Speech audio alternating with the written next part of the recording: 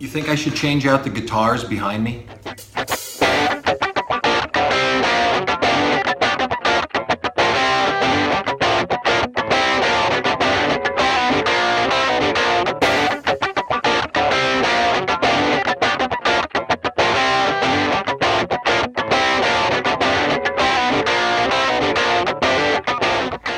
Welcome to another episode of Is This Going to Be on the Test? My name is Joe Burns. I am a PhD. I am the person at the front of the university classroom. I am trying to make dumb kids smart.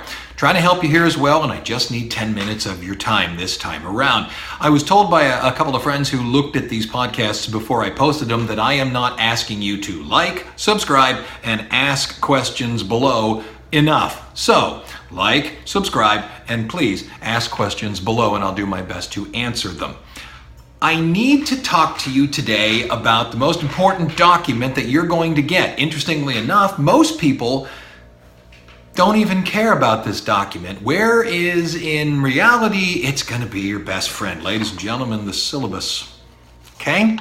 There's all kinds of jokes online. It's in the syllabus, it's in the syllabus, it's in the syllabus. And the reason professors find that interesting is because it is in the syllabus. A syllabus is something every one of us is required to create and hand out to you at the beginning of class. And I know for a fact a lot of students get it because I print it for them or I send it to them digitally. I ask them to print it for the first day of class. They'll look at it, because I go over it in the first day, it'll go into a folder and that'll be it. Now, last time I told you to use the syllabuses and put them up on a calendar, and you should do that, but still, syllabus. This should be your best friend. Now, I've heard people say the syllabus is a contract, a legal binding contract. It isn't. It's what's known as a binding agreement, and the reason is it has to be fluid. You know, football players are going to miss days because they're heading off to what have you. So you can't have a solid attendance policy. Professors will need to change dates, things like that. So it isn't a contract like buying a car where you say on the first of every month, I'm going to give the bank $400. See, you can't just willy-nilly say, no, I'm going to do that in the 15th now. The bank will get rather upset at you. So it's not a contract, and this has been proven again and again in court. However, it is a binding agreement. And most universities, I think they're doing it digitally now. They're requiring you to go on to some system. We have a system called Moodle, where you then check a box that says, I have read the syllabus. Although my students can do that, I don't care if they do or not, because what I do is I still have a piece of paper that I send around. And it says at the top, I have received a copy of the syllabus, I have read the syllabus, and I know you have because I read it to you on the first day of class, and I will abide by the rules laid out within the syllabus. And then I ask for their John Hancock right there next to their name. And it has saved me multiple times with a student that says, oh, I didn't know that. Hold up the piece of paper. Isn't that your signature right there? Well, I didn't read the syllabus. Well, yes, you did because I went over it. The syllabus. Okay. The basic information. The basic stuff.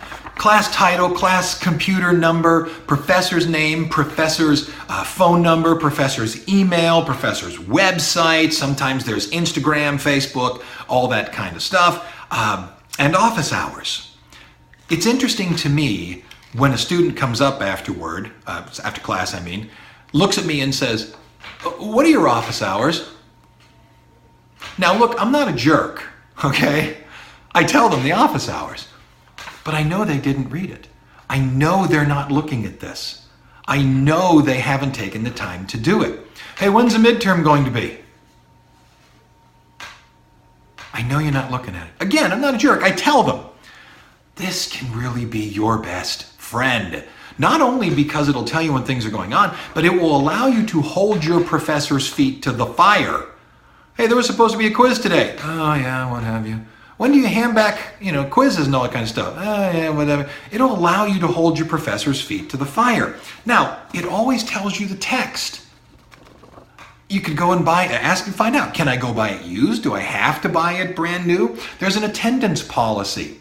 Now, here's the thing about attendance policies. A lot of times professors will put on there something to the effect of, you can miss 3 classes without any problem. And then I'm going to take away, I don't know how much for each class. Every time you miss a class, it's a letter grade down. Legally, some people aren't going to like that I say this, but legally you can't do that. Legally you can't do that. Again, court cases have proven that if you, the student, don't want to come to anything and there's nothing in the syllabus that harms you for that, you don't have to come. Just show up on the test days. Right. We professors know that, and we're doing things to get around it. I am allowed to say things like no late papers, no late tests, no makeups. I am allowed to say that. Technically, I'm allowed to have a quiz every single day with no makeups, and that would make you show up, but I'm kind of the opinion as a professor, if I'm not creating a class that you don't want to come back to on your own, part of that is on me. What else is on this thing? Cheating. Cheating. I have a whole paragraph on cheating, which attaches to a website. Because one time when I was early in my college career, a kid I caught him dead to rights. I caught him dead to rights. And he stood before the department head and the dean. He looked me dead in the face and he said, "I didn't know it was cheating." What? And I thought, they're going to laugh this kid out of the room. And they went, "Well, maybe we should." What? No, I have a policy. You can't tell me you didn't know it was cheating because I put it up there. So there. Purpose of the class. What are you graded on? Does your teacher round up grades? I do not. What is an A? What is a B? What is a C? That's all on there. And if you come to me later, "Oh, what do I need for an A?" I lay out every graded element. How you get an A, how you get a B. If there's a project, I lay that out. I lay out every single class date. What's going to happen on those days? And again, this isn't a contract, it's a binding agreement, and I can change it if I wish. In fact, I even have a clause in here that states that if you wish to change the syllabus, bring it to a class vote. If I decide to bring it to a class vote, because it is my classroom, and I'm going to do a whole podcast on that. What is your responsibility in the classroom? Blah, blah, blah. When's the final? Statement regarding classroom behavior. Does your professor want you to have your phones on? And if he says no, do you turn them off? If you have disabilities, think about disabilities. Don't feel bad about them. There's an entire system set up to help you if you have a learning disability. I can tell you legally that, at least at my school, and I think this is the way it is all the time, you need to go to an office on campus and get some pieces of paper that I sign that say what the disability is and also what things you want that will help you with your learning disability. I'm not allowed to help you legally unless you bring me those pieces of paper, and this will tell you how to do it. Do you get I grades? No. What happens if you fail? Who do you talk to next? That kind of stuff. Victim of sexual harassment policy. I have a final grade policy. It's all in there, and those are all my office hours. What you need is in the syllabus. Especially the idea of, well, I didn't know about this. Well, yeah, you did. It was in there. Oh, I didn't read it. That I can't help you with. I can't believe I didn't get an A. Well, did you do these things that were required? I guess which leads me to another thought process, and this is a good thing to end on. If something doesn't go right, if you're unhappy with the result of something, ask yourself a simple question. Is this my fault? Is this partially my fault? Oh, my teacher gave me a C. I deserved an A. Why? I'm positive the teacher gave you a C because of something that was denoted in the syllabus. So if the teacher said, this project has got to be 2 pages long, you write 1 page, whose fault is that? It was in here. If the teacher says this was due on the 16th, and you hand it in on the 20th, whose fault is that?